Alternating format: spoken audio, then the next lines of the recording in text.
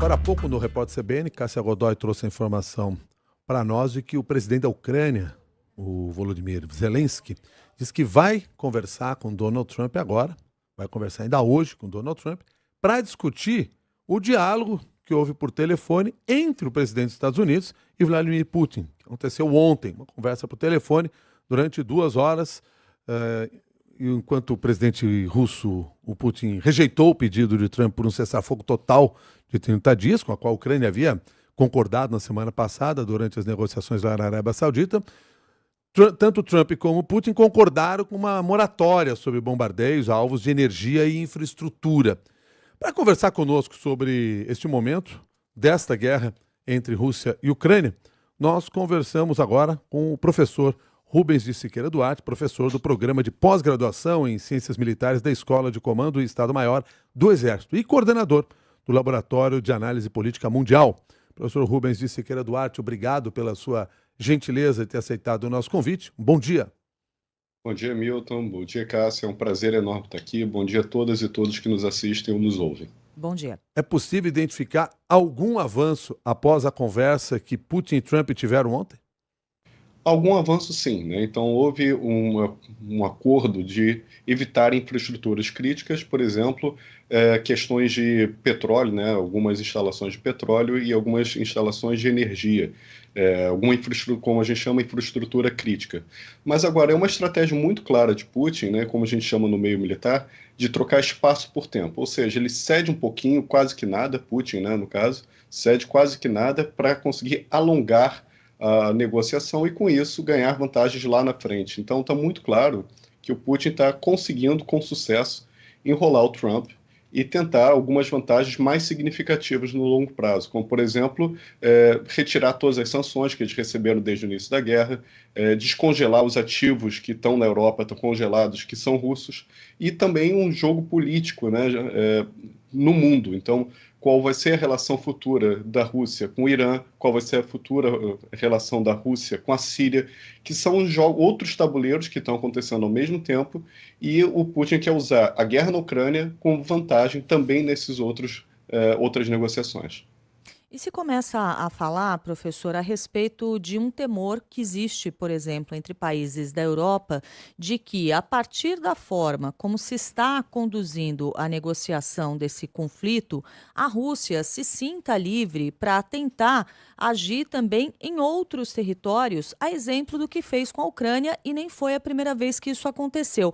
Esse é um risco que vai se tornando cada vez mais real? Eu acho que é exatamente isso. Não é a primeira vez que a Rússia se sente livre, né? Então, em 2007, a Rússia fez um ataque cibernético na Estônia, que é membro da OTAN, e a OTAN não respondeu. Em 2008, invadiu a Geórgia, ninguém respondeu. Em 2014, invadiu a Crimeia, ninguém respondeu. E agora, mais territórios da Ucrânia, e também a resposta foi aquém, né, do que poderia ser. Então, é claro, a Rússia está se sentindo livre, volta a ser uma potência europeia muito forte. E não à toa, né, os países europeus estão se rearmando. Então, a gente viu no início do mês a declaração do presidente francês, o Macron, né, dizendo que vai dobrar o investimento em defesa num prazo de 10 anos. Ontem a gente viu o parlamento alemão votando também o rearmamento da Alemanha. Então, sim, há um temor muito grande e, obviamente, sim, seja uma resposta de outros países, principalmente da Europa, né, que se sentiu desguarnecida e abandonada pelos Estados Unidos, o tradicional aliado europeu, desde o final da Segunda Guerra. Aproveitando, inclusive, a sua análise, a primeira análise que você fez aqui para nós, mostrando que Vladimir Putin está ganhando tempo nesse momento, até para conquistar mais no futuro, nas negociações com Donald Trump, qual é o papel de Zelensky nesse processo? Até remetendo a algo que nós assistimos recentemente, que primeiro foi aquele diálogo desastroso na Casa Branca entre Zelensky e Trump, e depois até o recuo do Zelensky, dizendo, não, a gente vai voltar a conversar. Como é que fica a posição dele e da Ucrânia nesse processo? Uma coisa que ficou marcada naquele bate-boca no Salão Oval é que o Trump dizendo que Zelensky não tem as cartas. Isso é verdade. Muito embora os europeus deem mais ajuda do que os Estados Unidos para a Ucrânia não tem como guerrear sem os Estados Unidos. Então, com a ajuda dos europeus e dos Estados Unidos, eles ainda estavam perdendo a guerra, imagina sem a ajuda dos Estados Unidos, em especial a questão da inteligência, né? Então, todos os satélites Estados Unidos dizendo onde que estão as tropas, onde que eles vão atacar, onde vão deixar de atacar. Sem isso, eles ficam no escuro. Então, os Estados Unidos retirou esse apoio e a gente viu que foi uma semana desastrosa militarmente para a Ucrânia. Então, a Ucrânia está com pouquíssimo poder de barganha.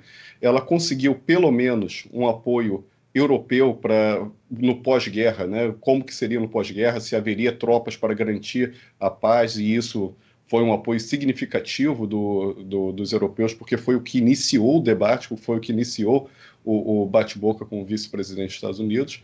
Só que agora me parece que a Ucrânia está derrotada, tanto que ela já está negociando ceder os territórios ocupados. Me parece que essa posição de perda de territórios é irreversível.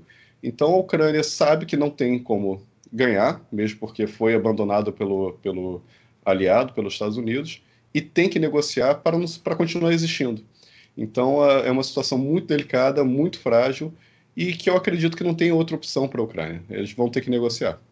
E professor, em relação à posição da Europa, né? Para além dessa questão de um eventual pós-guerra, desse apoio que já foi manifestado, a Europa continua ainda numa situação difícil no sentido de não conseguir participar ativamente das negociações do conflito agora? Sim, a gente vê uma negociação que é por telefone sem fio, né? Como aquela brincadeira que a gente faz quando era criança, porque o que acontece que a gente está vendo o Trump liga para o Putin, depois ele fala com o Zelensky, depois fala com alguns líderes europeus. Então está tudo muito centralizado nos Estados Unidos e ele está mantendo de propósito desse jeito, né, porque quem detém a informação detém poder, e obviamente há sigilo, né, nessas conversas, e os países europeus eles estão simplesmente fora da mesa de negociação. Né? E aí tem um ditado de um professor amigo meu que eu gosto muito, é que quem não está na mesa de negociação, na verdade, está no menu.